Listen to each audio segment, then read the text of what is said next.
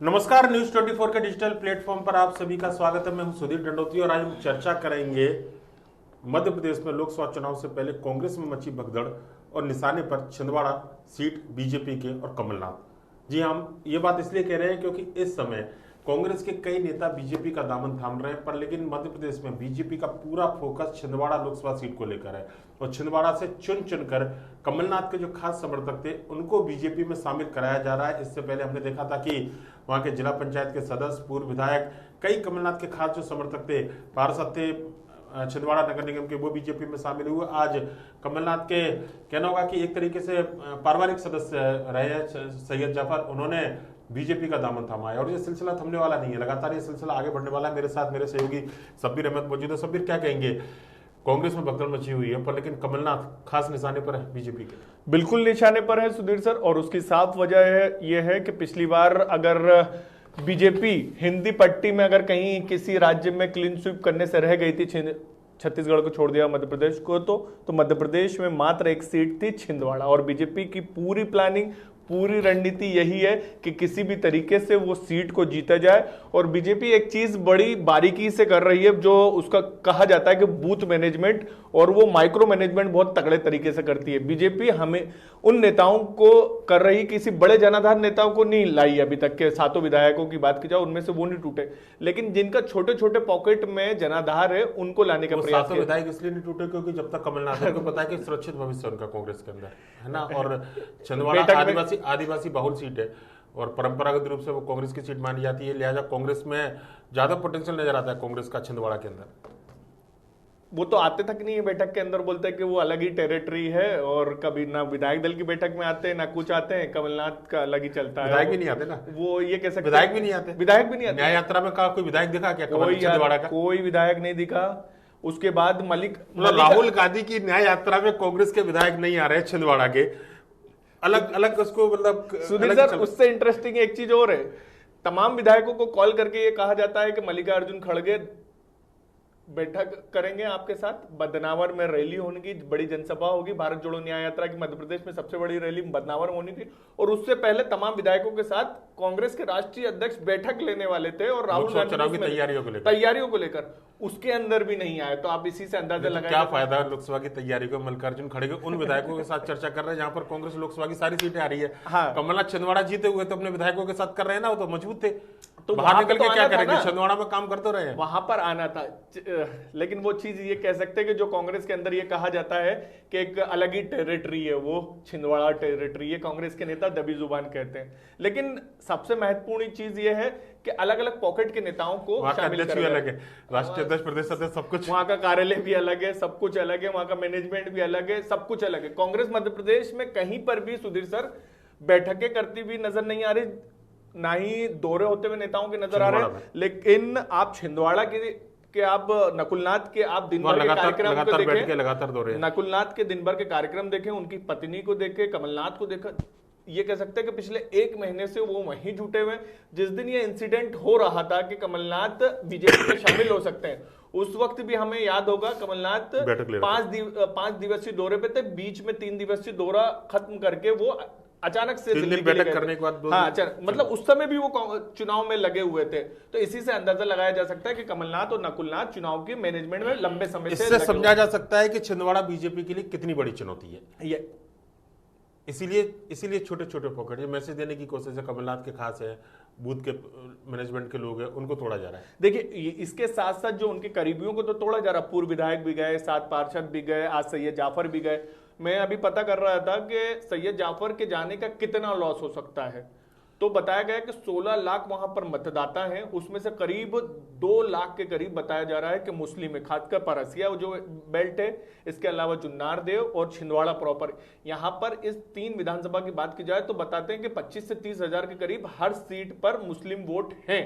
और पिछली बार अगर ये कह सकते हैं कि बीजेपी वो सीट से दूर हो गई थी, मात्र 35,000 से हारी थी, और कमलनाथ हमेशा लाखों में वहां से चुनाव जीतते रहे, 3.5 लाख से जीते थे। हाँ, 2014 हमेशा वो चुनाव 1 लाख से 2 लाख के करीब ही जीतते रहे। तो एक चीज वो वहां पर हमेशा निर्णायक भूमिका मुस्लिम समाज निभाता रहा, और वो एक मुश्त जाकर वोट डालता रहा। लेकिन अगर 35,000 को हम देखें और वही 15-20 हजार वोट छिटक कर अगर सैयद जाफर लाने में कामयाब हो जाते हैं, क्योंकि वो परासिया विधानसभा से आते हैं और कहा जाता है कि वहां पर मुस्लिम वोट काफी ज्यादा, प्रभावशाली व्यक्ति भी है, प्रभावशाली भी बिल्कुल है, चुनाव भी लड़ चुके हैं, इनके परिवार भी चुनाव लड़ चुका है। अभी पंचायत चुनाव में इनकी भाभी जो है चुनाव भी जीत कर आई। ये जरूर है कि ये खुद चुनाव लड़े थे तो चुनाव हार गए थे पंचायत का, लेकिन इनका काफी प्रभाव है। लेकिन एक मेंटली तौर पर हमें देखना होगा सुधीर सर कि जनता को एक मैसेज दिया जा रहा है, छिंदवाड़ा की जनता को, मध्य प्रदेश की जनता को भी, कि कमलनाथ जैसे कांग्रेस के बड़े नेता के करीबी भी पार्टी छोड़ रहे हैं। उनका जनाधार कितना है, क्या है, चुनाव के परिणाम बताएंगे, लेकिन पूरा का पूरा ये है। मैसेज देगी बीजेपी? सिंधिया जी चले गए, सुरेश पचौरी चले गए, अब इससे ज्यादा मैसेज? अब कमलनाथ का भी चर्चा चली रही थी, जाएंगे नहीं गए,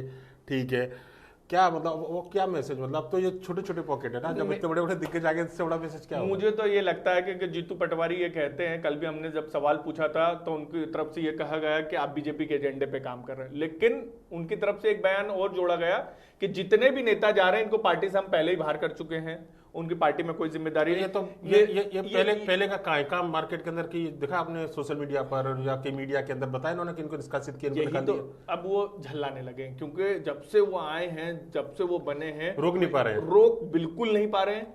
वो प्रयास भी करते हैं, ऐसा नहीं कि प्रयास नहीं करते हैं। उन्होंने पचौरी जी जिस दिन शामिल हो रहे थे उसके 3 दिन से उन्होंने प्रयास शुरू करे, उनके करीबियों को फोन लगा रहे थे जिस दिन वो शामिल होने वाले थे कि कुछ प्रयास कर लें, लेकिन कोई कुछ नहीं हुआ।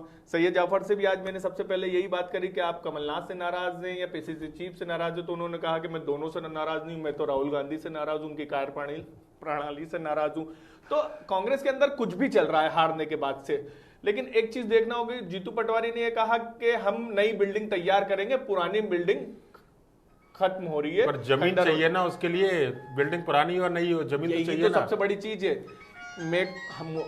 हम देखेंगे कि छिंदवाड़ा और मध्य प्रदेश की बात की जाए तो वो पड़ोसी राज्य गुजरात ना बन जाए।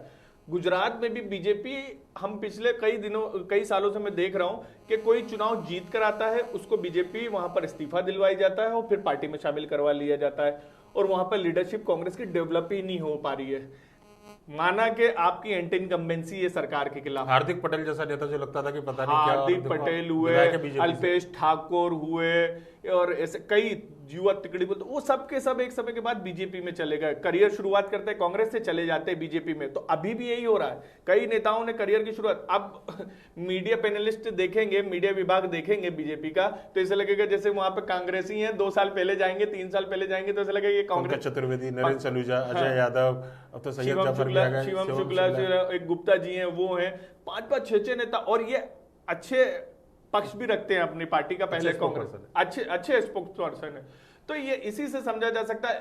तो यही लीडरशिप वाली बात हो रही है कि लीडरशिप अगर डेवलप ही नहीं होने देगी बीजेपी, तो जनता आपके साथ भी रहेगी एंटी इनकम्बेंसी के कारण, तमाम चीजों के कारण, तो आप कैसे वोट मांगे? क्योंकि वो लीडर ही, कांग्रेस कभी भी संगठन की पार्टी नहीं रही है, कांग्रेस हमेशा लीडर की पार्टी रही, और लीडर ही नहीं डेवलप हो पाएंगे तो क्या स्थिति बनेगी? तो ये तमाम चीजें हैं, लेकिन ये कह सकते हैं कि बीजेपी के टारगेट पे अभी 2 ही लोग हैं, एक कमलनाथ और दूसरा जीतू पटवारी। तो हार गए क्या? नहीं, टारगेट लोकसभा चुनाव नहीं लड़ रहे हैं, पार्टी बोल रही है इंदौर से चुनाव लड़ो, वो अपने समर्थक को लड़ रहे हैं। अब जिसका नाम आया है सर, आप यकीन नहीं करेंगे, कल मेरी वहां कांग्रेस के जो प्रभारी बातचीत हुई है, अक्षय बम जो विधानसभा 4 से टिकट मांग रहे थे, अक्षय कांति बम जैन है, कॉलेजों के, अलग अलग कॉलेजों, उनका नाम उन्होंने मुझे बताया कि वो चुनाव लड़ेंगे। मैं खुद चौंक गया कि क्या है, तो बोल रहा कोई लड़ने के लिए तैयार नहीं है। स्वप्निल कोठारी को चाह रहे थे वो लड़ा दे, नहीं लड़ने के लिए तैयार। सत्यनारायण पटेल ने बैठक में ये कह दिया कि मैं, सोशल मीडिया पे मजाक बनने लगा, मालूम है, इंदौर के कुछ ग्रुप है उसमें जुड़ा हूं, उस पर लिखा है कि कांग्रेस ने राजवाड़ा पे अपना टिकट टांग दिया, जिसको लेना वो ले जाए। बिल्कुल यही इस तरीके की खबरें चल रही है। स्वप्निल कोठारी ने एक चीज बोली, कल बैठक हुई थी इंदौर के अंदर लोकसभा चुनाव को लेकर। स्वप्निल कोठारी ने कहा कि मैं पार्टी के लिए हमेशा खड़ा रहता हूं, पार्टी के बुरे वक्त में भी चुनाव लड़ लेता हूं, मुझे पता है मैं हार रहा हूं तब भी, लेकिन इस बार जब मैं विधानसभा का टिकट मांग रहा था तो मुझे जो हार मिली है पार्टी के कारण, परिस्थितियां, कोई लड़ने के लिए तैयार नहीं, फिर भी मैं आया, तो उसको में वो हार काउंट होती है कि सत्यनारायण पटेल लोकसभा का चुनाव 2 बार हार चुके हैं, 2 बार विधानसभा का हार चुके हैं, इस हारे हुए नेता को टिकट दो। तो मैं पार्टी के लिए लड़ा हूं, इस बार मैं इसलिए नहीं लड़ूंगा कि अगली बार मैं टिकट मांगूंगा तो फिर मेरे ऊपर एक आरोप लगेगा कि ना ये 5 लाख से हारे, 4 लाख से हारे। ये ऑन रिकॉर्ड उन्होंने बैठक के अंदर बोला है। आप अंदाजा इसी से लगा लीजिए कि क्या स्थिति। और आपने कहा कि जीतू पटवारी हार चुके हैं, तो चलो क्या कोई नहीं, टारगेट समय कम है सबीर पर। बहरहाल ये जो ज्वाइनिंग का छिंदवाड़ा पर असर पड़ेगा, क्योंकि कमलनाथ निशाने पर है, कमलनाथ का गढ़ है छिंदवाड़ा,